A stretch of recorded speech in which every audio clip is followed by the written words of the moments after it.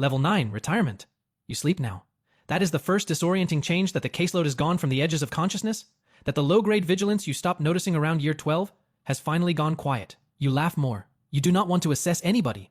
Your family still asks for free therapy at dinner, which proves that retirement changes nothing they were already doing. You tell them you're off the clock. They don't believe you. You let it be. The mandatory report client never came back. You hope she found someone the careful kind who earns trust slowly and keeps it. You will never know. That particular not knowing is the cost of the correct decision, and you have made your peace with carrying it. You think about the forensic patient's face, the recognition when the verdict was read. You understand now what he recognized, not your expertise, but the specific stamp that 30 years of other people's worst material leaves on a person, a familiarity with damage that shows in the eyes if you know where to look. He knew where to look. Some people do. Somewhere in a first-year lecture hall, a student is taking introductory psychology for the first time. Something in the material is clicking in a way that nothing else has clicked. They are highlighting everything. They are texting someone that their behavior is explained by their attachment style. They want to help people. That is true. It is not the whole truth. They don't know the whole truth yet. Here is what it cost. 5 years of doctoral training before a license. 3,000 supervised hours after that. $18,000 a year during the program. $45,000 during the fellowship. $92,000 in the first year of practice, which was the first year the pay approached what the work actually cost. 32% of a referral base. To one person who was never a patient in any meaningful sense. 34 years of 50-minute sessions, each one a different person handing you the worst thing that ever happened to them and watching your face to see if you could hold it. One research paper that published under someone else's name. One client who made real progress and stopped coming after you did the right thing. One case file you have reread 4 times since a Sunday morning news article and still cannot fully close. Level 8, the chief psychologist. Harmon says he is proud of you. He says you built something real.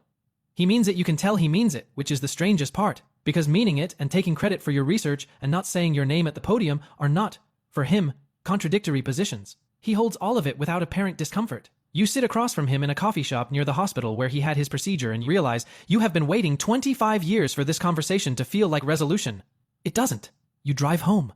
You are the chief psychologist of a health system with 62 clinical staff, 3 sites, and a salary of $205,000 a year, which is the most money you have ever earned, and also the least time you have ever had to do the work you trained to do. You attend meetings about budgets, compliance, workforce wellness, and things that became yours through institutional logic no one has satisfactorily explained.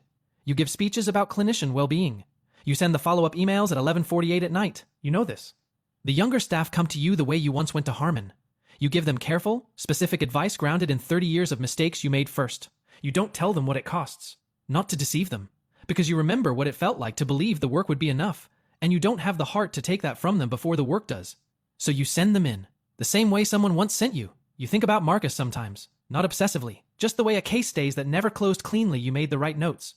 Your supervisor said standard presentation. You made peace with not knowing whether you missed something. That peace took 10 years to arrive. It is genuine. It is also not certainty. And you have learned that those two things can coexist, which is something you spent 30 years helping other people hold. The manipulative patient's reviews are still online. You stopped checking 2 years ago. You file for retirement on a Thursday afternoon between a budget meeting and a compliance review. The paperwork takes 11 minutes. No one marks the occasion. You have been the infrastructure for long enough that its continuation feels more natural than its end. You tell your assistant you're leaving at 5. You leave at 5. Level 7, the lead psychologist. The court sends you a forensic referral on the same Monday your office manager quits. Your 2 o'clock no-shows for the 3rd consecutive week. And someone slides a note under your door about the copy machine. You earn $138,000 a year to do therapy, supervision, conflict resolution, and something the staff calls office parenting, which means you are the person who keeps everyone else functional so that the work continues. You handle all of it with the same face. You have not had a quiet lunch in longer than you can reliably remember. Younger colleagues think you are wise.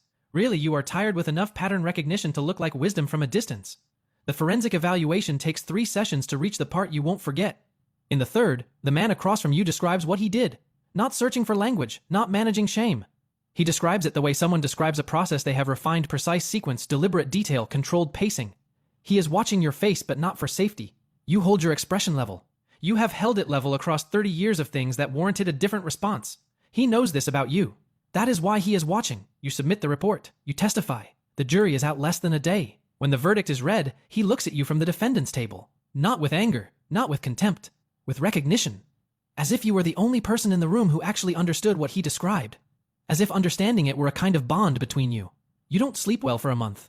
You don't tell anyone why. You are the lead psychologist. You are the infrastructure. Infrastructure is not permitted a month of not sleeping well. Then Harmon calls. He is ill. He wants to talk. You agree without knowing exactly why. The same reflex that made you say thank you at the reception. The same compliance that has no clean clinical name and that you have never successfully treated in yourself despite 30 years of trying. On the drive there, without intending to, you hear his voice from 25 years ago. Rare clinical intuition. The phrase sits in your chest the whole way. He is already inside when you arrive. He is early, which he never was when your research timeline was the thing waiting. He is smaller than you remembered. Level 6, the senior clinical psychologist. A client tells you something on a Tuesday that requires a mandatory report. You explain what you have to do. You watch 8 months of careful trust-building change in their face in approximately 4 seconds. You make the call. You follow the law.